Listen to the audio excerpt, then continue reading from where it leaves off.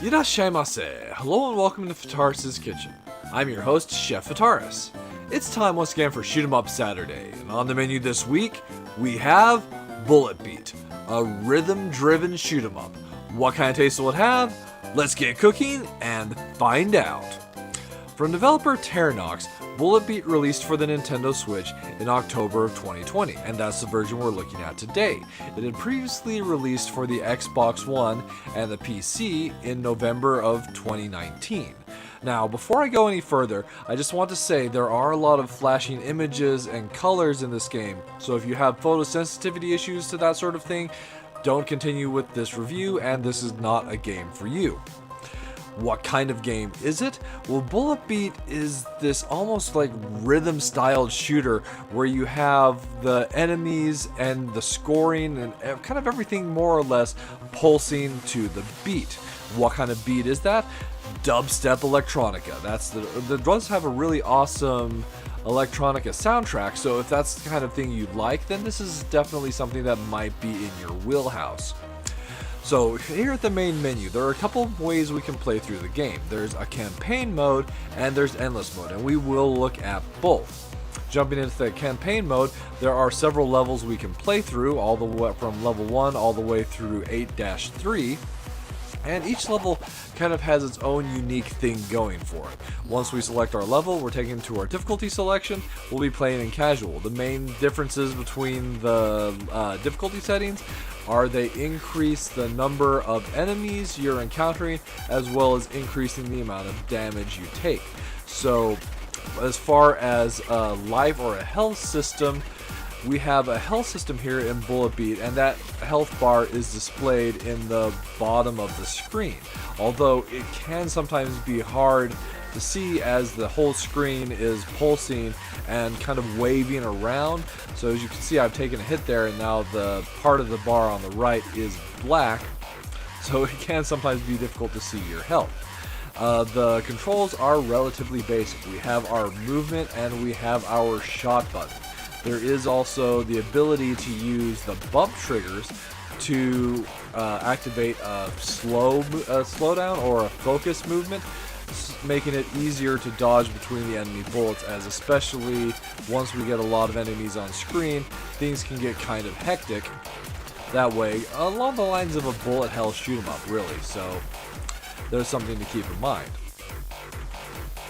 Now, I mentioned that even the scoring worked by pulsing mechanism. So each time the score goes off, it's kind of like done basically breaking it down to the measures. That's your combo counter, and every single time that goes off, if you killed more enemies in that time, then your combo will increase. Or if you haven't killed any enemies, that's when your combo will drop. So something to keep in mind. As we defeat enemies, they will drop various power-ups. So those power-ups include points, which will of course increase our score. There's a plus, which will restore our health. And then there are several different types of weapon power-ups that we get as well. Since there is no real tutorial or even an instruction sheet, I'm not 100% certain what all the power-ups do, but most of the weapon power-ups are fairly straightforward, and you can kind of figure out the way that they work based off of the icon that's presented there, as well as just the effect that they provide you. So we're now to the boss of the first stage, and the boss battles in this game are kind of interesting. So one thing we have with this boss is his main form of attack is spawning those satellites around him. And we have to be careful because not only will those satellites shoot at us, but they also reflect our shots back at us, making it very difficult to continue firing on the enemy when those are out, as we're more likely to do damage to ourselves than we are the actual boss. But a little bit of perseverance, the boss goes down, and level complete. So you can play it again, of course, or we can continue. Moving on to the second stage, we'll see a little bit more of the enemies as well as the power-ups as the stage moves on. So you see that we've got a different kind of background, different kind of coloring, different kind of enemies. So here's an awesome split twin shot that we obtain. There's also shields, and the shield works really interesting. Instead of just protecting you from the enemy shots, we're actually reflecting the enemy bullets back at them.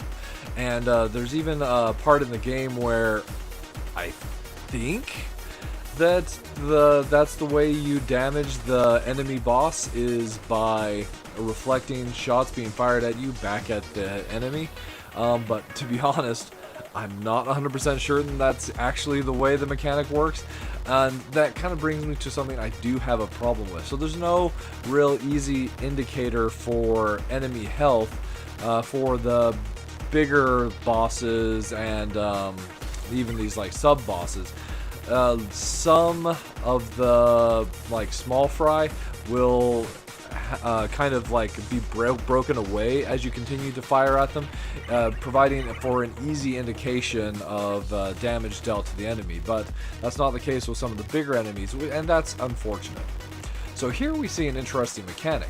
This boss here, or like sub boss, mini boss, medium-sized enemy, big enemy, however you want to refer to them, has a ball and chain that they're kind of swinging around at us. And that mechanic comes into play in several other stages, but it's not an enemy that those balls are tethered to, but it's actually our ship.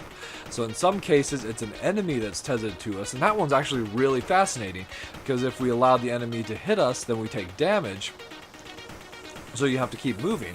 There are other stages where the ball and chain is yours, and you try and use it to deal damage. So I love that there's actually both forms of that mechanic explored, as it really provides for an interesting, unique experience.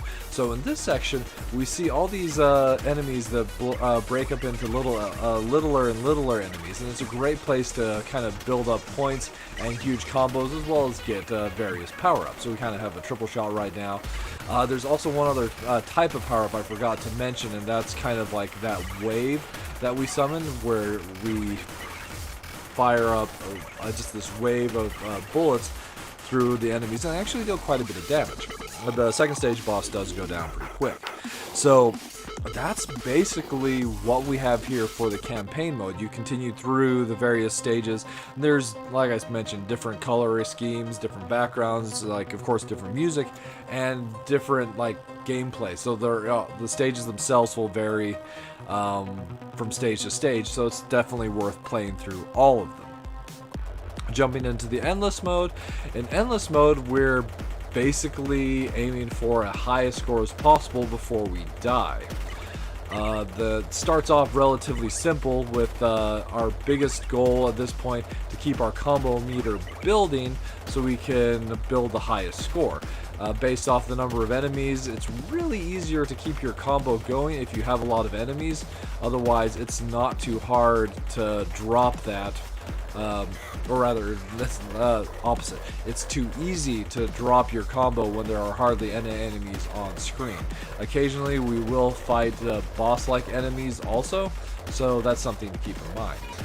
Now, one difference that I'm aware of between the PC release and the Nintendo Switch version, it was possible to upload your own music into Bullet Beat for the PC version, at least. I don't know about the Xbox One version, and basically have it auto-generate a stage based off of your musical selection. So I'm assuming it would kind of use some procedural generation and then base the music off of the beat that drives your musical selection. So let's talk a little bit about the plus and the minus flavors of this game. So the minus flavors, honestly, as much as I do enjoy the visuals, but the pulsing and the flashing does give even me a headache. There's just like times where this would not be the game I would want to play, because I would walk away with a headache, and that's not necessarily why I sit down to play video games. Then there's also the lack of information about larger enemies. So here we can see that we do have some visual feedback for these enemies here. I guess not necessarily these ones, but there are enemies that you can see them kind of degrading as you shoot them.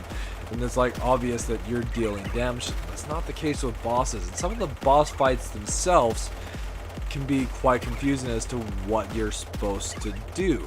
So there are fights where it's very obvious. It's like you just target the enemy, shoot them, and blow them up. Simple, right? But there are other fights where it's not quite that straightforward. So there's situations where there's one fight in particular where it appears the only way to really deal damage to the boss is to reflect their shots back at them, and that's not apparent. And it's even hard to tell if that strategy is working because there's no health bar. But as far as the plus flavors are concerned, so for me, I really do like the soundtrack. That dubstep electronica that's going on is a really awesome, like, driving force behind the gameplay, and it works really well. And I do also enjoy these modern shoot-'em-ups that kind of go for that, like, a retro blocky aesthetic. Sometimes it seems like it's overdone, but a lot of times it's something that I do quite enjoy. So from a price point standpoint, if you're interested in this game, I'd almost recommend picking it up on the Steam instead of the Switch, as you will save a couple dollars. It's $4.99 on the Switch, but it's only $2.99 on Steam, and there's also the additional functionality that's present there. But if you're looking for playing this game on the go, of course, no better way to do it than the Switch. Alright, that'll just about wrap it up for this week's episode of Shoot 'em Up Saturday. As always, I want to thank you so much for joining me this week, and I look forward to seeing you again next week.